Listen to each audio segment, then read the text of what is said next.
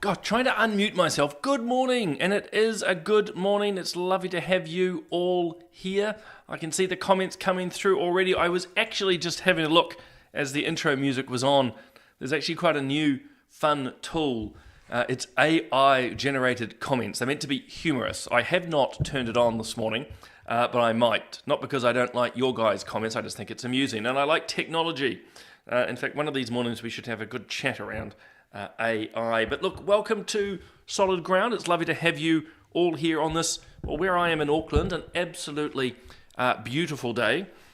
I started the morning with my Family First t-shirt on and bright-eyed and bushy-tailed, and then I basically froze to death because I don't know what it's like where you are around the country. It is freezing cold here. It is freezing cold. Well, actually, it's not quite freezing. It's probably like 6 degrees, and that makes me and Auckland are a bit of a wimp. Anyway, good morning to you all coming online. I can see we've got Michael here. Lovely to have you. Jackie. Then the lovely Ratihi, always down there. Good morning to Trinity. I can see Dean. We've got Lynette. Marvellous. Ben, lovely to have you along here this morning. Of course, Jackie. Look, I have to say, for many of you, it would not be the show without your wonderful names and faces. So look, good morning to you all. As always, there's no shortage of topics, but I thought before I get into anything heavy, I'm just going to share with this was last night, my wife and I, which is always useful. It's always good to go for a walk with your wife rather than someone else's. Oh, good time. Quickly to Rosie's been one of the, actually many of you are here right from the start. So anyway, Rach and I went for a walk last night and was stunning. See if I can share this. So we live near Mission Bay, and so getting down to the water along with our little foster child, which was marvellous. So just an absolutely gorgeous evening, looking across there to Rangitoto. And this was about 20 minutes later. Probably not my best photography there. I've never quite worked out how to do sunsets and sunrises, but it was just lovely. Good morning. I've got Yvonne here. Lovely to have you along. Got Philippa there in the Whitianga. Oh my loss, on the Coromandel Peninsula. Where was I? It was Cook's Beach last year. That was pretty cool. And we've got Pamela there in Whangaparoa, and Lynette is putting me in my place rightly by saying it's minus 0.3. So here is about 7 now with my heater on. As I say, I started with a Family First t-shirt on and then began to freeze. So I've now thrown a big black heavy top on. So anyway, so look, a lot to talk about. Look, the main news, and actually Bob and I we'll be talking about this on Political Playback tonight because it will have happened. But today is the budget day. As I say, Bob and I will have a couple of hours to try and think through it, read through it, and come back to you at 5 o'clock tonight live to talk about it. But the budget it's hugely significant. And I know there's a bit of blowback at the moment around the Te Pāti Māori or Maori Party suspensions being deferred. But we can't, it's not really underestimate. We can't underrate, if you will, the significance of the budget. It really is the government setting out how it's going to spend its money. Because, as you know, hopefully you know, governments can't just spend money willy-nilly. They do have to put in what they call appropriations. It's a very formal word for saying basically the government has to say how much money it's got in and how much money overall it's going to spend and which buckets are they going to put the money in. Health and education, defence, you name it. And then they have to actually work within that. Believe it or not, sometimes they go over and so forth. But look, long and short, this is the moment where the government sets out its plan for the year. And the Parliament, particularly the opposition, then will spend the next year keeping into account on that. So this is a highly significant day, highly orchestrated. Governments always try to make it a big and dramatic moment. To be honest, when you're there, it's not that exciting. I hate to say it because I remember When I was first in Parliament, people literally running about, oh my God, it's budget day, it's so exciting. There was sort of this buzz and the energy to a degree. And I suppose in my first year, I got a bit caught up and said, oh yeah, it's the budget, wow. And don't get me wrong, it's significant. But unless you're the Minister of Finance reading out the budget, for just about everyone else, it's relatively uneventful. Again, it's a significant day, but you just sort of sit there and you sort of listen to set speeches, and if you're on the government side, you nod sagely that you fully agree with everything, and if you're in the opposition, you're there shaking your head. But it's all structured. So ministers have known for weeks, if not months, what's in the budget, because almost the day after the budget's presented, ministers begin work on the next budget. Because, again, it'll be no surprise to any of you, the ministers don't just wake up this Monday morning and go, right, what are we doing? It's months and months of work. So, anyway, it's going to be big, it's going to be significant. Let's see what they do. Te Pāti Māori were meant to have their, suspension debated this week. And as I was saying to you on Tuesday, significantly, it was going to be major. It was going to be huge. It could take hours and hours and hours, days and days, and it still probably will now. But the government's deferred it. They use their voting power, because of course to be in government you have to have a majority to defer the debate. And look, there's a lot of talk that this is just stringing the Māori Party out and so forth. I think that's wrong. At the end of the day, the budget's the most important thing. So as I say, come and join Bob and I from 5 o'clock tonight. We'll delve in after a couple of hours. The budget's read at about 2. We'll have full access to it by 3. We're talking at 5, so we'll give you some quick impressions. A quick reminder too, while I've got you, and in fact I'll play a short promo for you. We've got the Forum on the Family. This is huge, this is big, this is our most significant event every year, and hundreds and hundreds of people attend, so it would be really, really important to turn up. Jumping back to the previous topic, I've seen these comments. For all the talk of the Māori Party around the budget, saying if they were suspended, they couldn't attend the budget today. DD rightly points out they didn't even turn up last year. So it's all drama. Philippa says it was excellent. It was deferred, rightly so, and I agree. Dean's right too. The country's broke. Yeah, well, we're going to have to see significant cutbacks by the government here.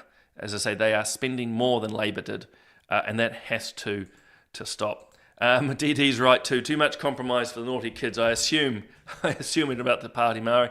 To Trish, good morning. This is gold. I hope you guys can read this. She's quote. I didn't pick up on this, Rosie. Chloe Srawbuck's trying to save a planet she doesn't live on. And again, Dean's right on the money there. We're on borrowed money, and this is a major problem. And good morning, Jarena. Lovely to have you here. Okay, I better stop talking to these. So I'm going to just,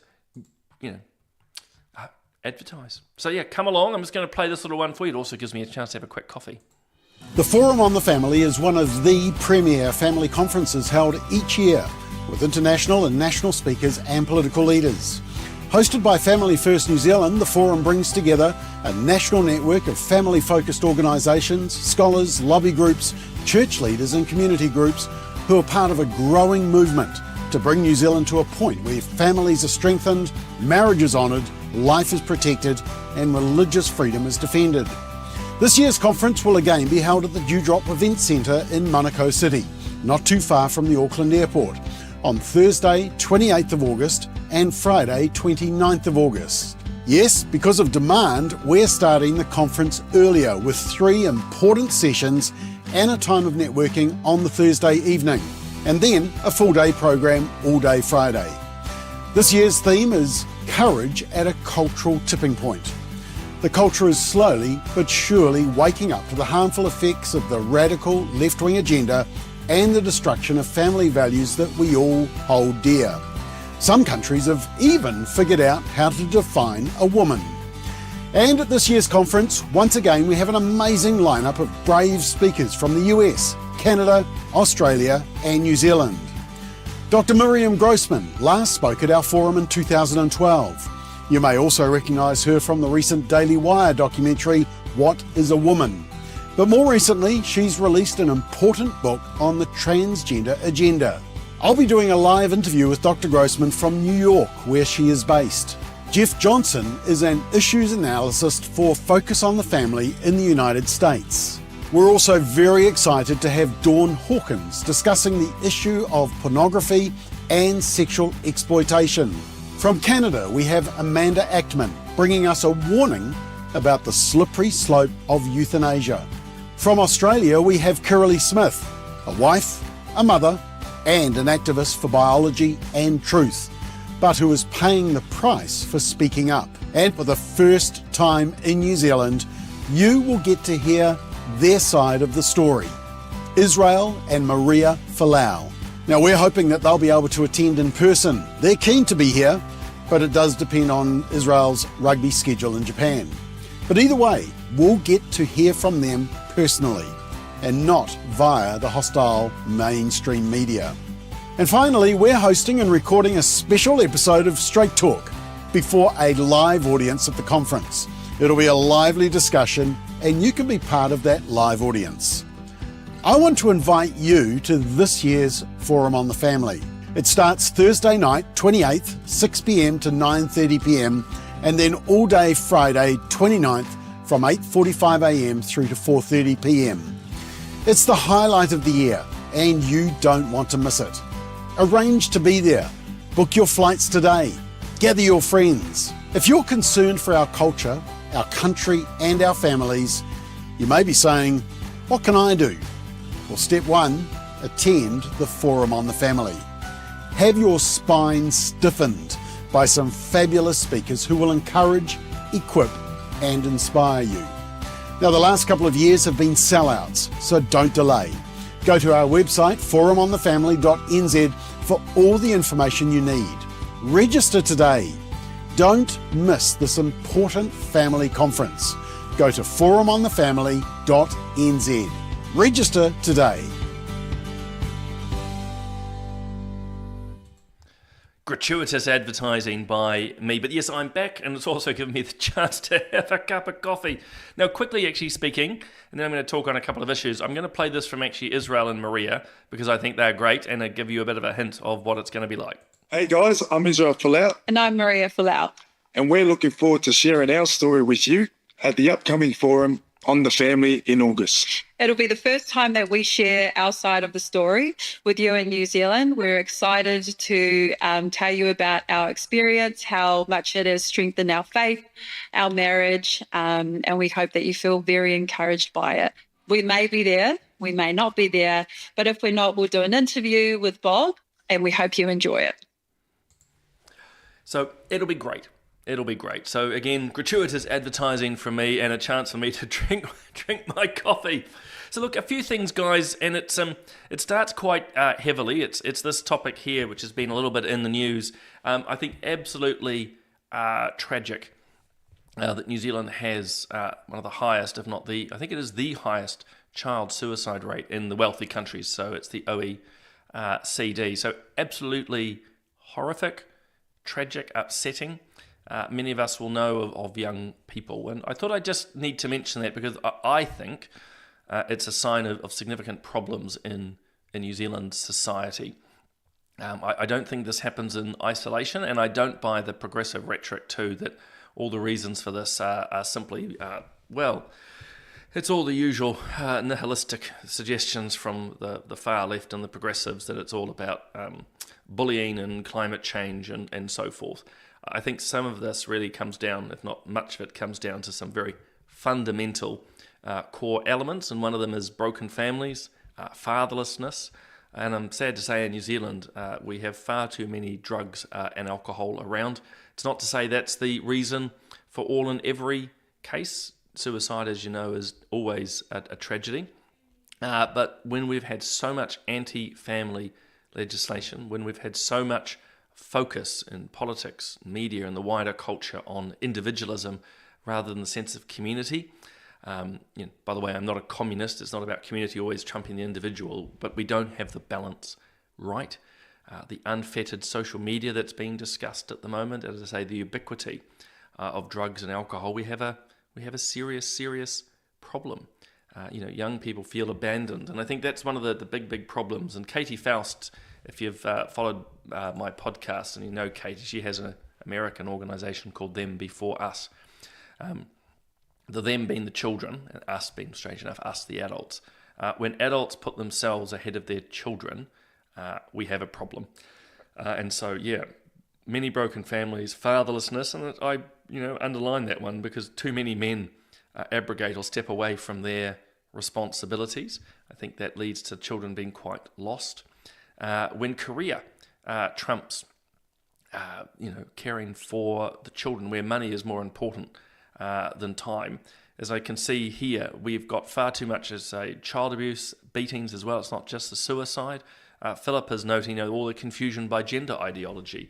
I noticed when this went into the media that the gender ideologues and those from the more militant LGBTIQ plus your carry-on community, and again I want to stress the more militant side, blaming society's inability to accept them as the problem. That's got absolutely, I'd say, nothing to do with it. In fact, what it is causing the confusions in the young people. I mean, I've talked about this before. A lot of people who have these major issues around identity are blaming everybody else. I think I wrote a Substack around this. They blame that it's a stigma from outside which is causing the problems, which it's not. It's the internal conflicts, and it's terrible. So look, I think it's a sad situation and a sad story, but I think New Zealand has to confront it. Reading the articles and again the commentary, we need more money, we need more education. Look, I don't think it'll make a damn bit of difference. To be completely honest with you, money is not going to solve this because again it assumes what are the drivers. Everything I suppose is external to an extent, but it's issues that have no real impact here. You can have more anti-bullying training, you can have more discussions around lifestyle choices. It's not going to make a lick of difference. In fact, it will make it worse. When you think about all the RSE shenanigans at the moment, so the relationships and sexuality education, year after year they put more money in and more explicit material, more, and have we noticed things get worse? So fundamentally, we've got to head back to a much better understanding of family. In fact, just get back to family. There's always going to be different types of families. It's not as if it has to be one size fits all, but we know the ideal. It's a mum and dad raising their child. It's as simple as that. And men taking responsibility. And I notice a comment here around feminism. Ben mentions feminism. I think feminism has gone off the rails in many ways. In fact, it's turning in on itself. It's a leviathan, if you know what I'm referring to. It's like a snake eating itself. Because now you have all this gender confusion and transgenderism and so forth. It's become an absurdity, and it's also very much attacking men. And I think, that's probably a bit of it as well around some of the younger men, because actually it's often boys, when they're being told that they are the problem in the world, that men are bad, that men are toxic, etc., they have to be more feminine. I think this causes significant problems. And again, it's not me just saying it, New Zealand has the highest child suicide rate. Things are not right in this country. Anyway, there we go. I'm just looking at some of the comments. They're flying through. Still discussions around charities. The media is still beating the drum, and I just want to keep this on your radar. The government says, we'll find out at 2 o'clock today, that they're not going to be taxing charities this year. Important to underline that. But I noticed the media continue to report on it. So obviously this was talking about always Sanitarium, but I think Lisa's Hummus and a whole lot of other brands. And again, falsely, and this is why I want to call it out, falsely saying that this gives them a business advantage. I don't see it. I don't see it. I think it's a fabrication. Weet-Bix is no cheaper than the alternative.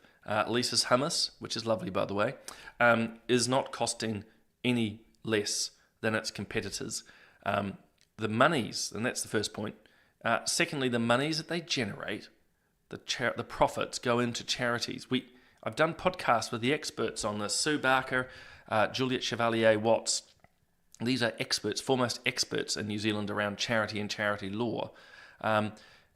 it's all transparent. You literally now can go on to the Charities website and see. I think I've forgotten his name. It's the Butterbean. It was out south. I've forgotten his name. That is terrible. I can even see his face. Long and short, a well-known Pacific Island charity out south. He was being attacked online the other day for running a charity and taking all this money. And he pointed out he doesn't take a cent from the charity. It all goes back into serving people. So the fundamental element here is if the government taxes charities, that's going to be less money into charities, into serving people. It just makes no sense to me because the Crown or the state will make an absolute mess of it all. There's no way that if the government takes all this money off charities through taxation, that somehow that money is going to be better used to support Kiwis in need. I think it's just barking mad, to be honest with you. Barking mad. A couple of other quick points, and some of this actually... Rosie, look, what would I do without Rosie? You're my go. I said I had Butterbean stuck in my head, which is the name of his gym or something? But yeah, David Latelli. Again, it was just sort of social media. I thought it was striking. He's been attacked, and again, wrongly. And thank you. See, what would we do without women in our lives? And here's Sue as well. Thank you. I can't even say I've got baby brain or anything. So, yeah, anyway. It's just ridiculous, the attacks he's under. And again, it's not by this journalist, I better be clear. It's just random people online. And I think it's fueled by a jealousy. And I love Entity Kingdom here. I think they're taxing the air if they could. Absolutely. I saw, actually, I don't have it here with me, but as you know, there's always this extra taxes around climate change, as if taxes will solve climate change, which of course it won't. Climate change is often just a vanguard issue to push through all the left's agenda. But I saw a funny meme, and I'm sorry I don't have it, like a cartoon. Why did Noah build the ark for the flood when he could have just paid more taxes? I just thought that was quite funny. Yeah, why would Noah... And this is, again, mockingly, or parody, not mocking, but anyway, I just thought it's... Simply Green around the charity says they don't trust charities to use money properly. They trust the government even less. Yeah, I'm actually pretty comfortable. Most charities, let's be clear, we know there's... what's interesting, and this is always a bugbear with Family First, because we got registered as a charity because we promote families. And that's pretty much the reason. But you get the likes of Greenpeace or the Waiparere Trust, so that's John Tamahiri, major single issues with the likes of Greenpeace, different issues to Family First, but singularly focused. Because that was one of the issues of Family First. They said, you only take one view of family. It's like, yeah, we do. Greenpeace, of course, takes only one view of the environment, but they remain. And I want to be clear, I don't think they should be deregistered. But it's just no consistency. Yeah. Anyway, jumping overseas, because I just thought, I mentioned on Tuesday around, again, the media beating this drum about travel to the United States. And so another article, and this guy here, I don't even know, was it Liam Ward? Sorry, it's always very small on my screen. Again, another story. This guy shares the name with someone who's a convicted criminal. He's terrified of being arrested in the US. Well, again, these are just fake stories. I would put out, as I mentioned the other day, I've travelled to the States often. I've been interrogated, for want of a better term, but him having the same name as a convicted criminal is not the American's problem. It really isn't. Again, it's just one of these nonsensical beat-up stories that really, as we all know, just wants to attack the United States, to attack Trump, regardless of what you think of him. But these are just stupid nonsense stories. One, our systems are sophisticated enough that they will be able to work out if he's the convicted killer or not. And also the fact that his name is the same is not the Americans' fault, any more than it's not the Australians' issue if he goes there, or the South Africans, or the Congolese, or the French. It's just a beat-up.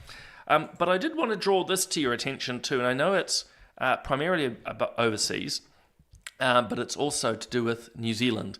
I've been on record and remain that I don't like what Trump's doing with tariffs. It hurts New Zealand, and it is hurting New Zealand, even though it's only at 10%. But I wanted to share this because, all the commentary by and large is very negative, that it's all a disaster. Well, actually, think you can begin to make a counter-argument that it is working, the art of the deal. And again, I'm not someone who supports the tariffs. I don't think this is the right move. I think there's many negatives.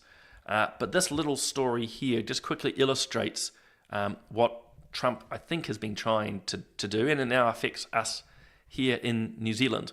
So just like he's brought China to the table and they've negotiated a free trade deal, and others, not free trade, sorry, a new trade deal, not a free trade.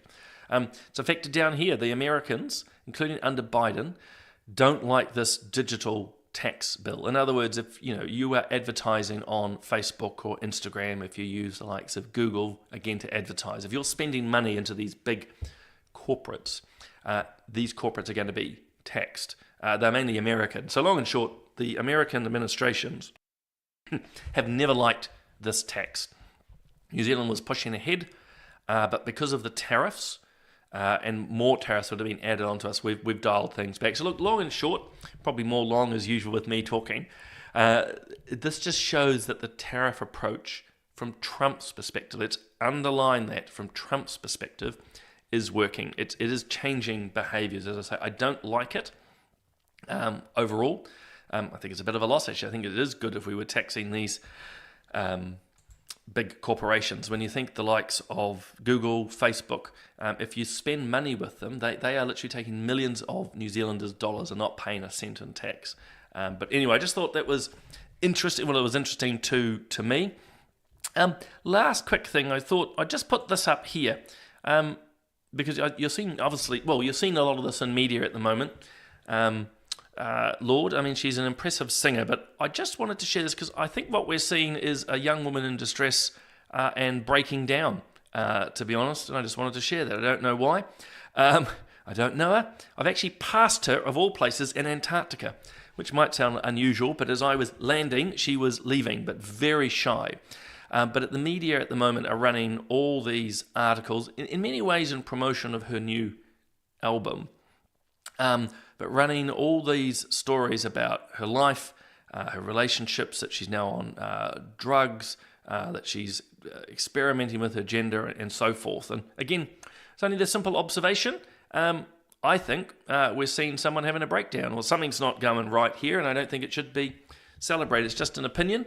I could well be wrong, but as I read the news, I feel sorry for the young woman, actually. As I say, to me, it looks like someone on the verge or in a serious breakdown. Anyway, I just thought I'd mention that. I could be wrong. I often am. But yeah, I just don't know. I don't often like seeing media, in a sense, celebrating in people's trouble. And everything I've seen so far, again, mediated through the media, tells me that this is a woman who's not in a very good place. Guys, I'm going to wrap up there. I'm just going to put that lovely, I thought the lovely photo of last night, again here in Auckland. It was amazing. A reminder that tonight at 5 o'clock, Bob and I will be back on here. We will be talking the budget primarily. Dean is saying most people are breaking down. Yeah, well, a lot do. I suppose that's where we've just got to throw hope in. That's the most important, most important thing.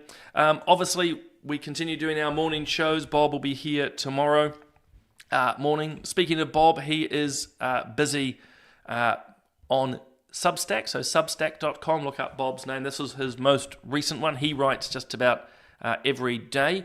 I've just published this morning. You can jump on again to substack.com to see what it's all about. I sat down with Rodney Hyde a couple of days ago, again talking about my time in Israel. That was a good long conversation. I've actually got to write more and share a lot more photos of that. But in the meantime, guys, it is wonderful to have you along. I hope you have an amazing day across this country, around the world, because I know there's actually a number of you who log in, if it will, from overseas. So lovely to have you all here. But in the meantime, I'm just getting the last little thing prepped here. This is why my eyes keep darting. You have a wonderful day. Thank you for joining us. May see you tonight. Otherwise, I'll catch you on solid ground next Tuesday.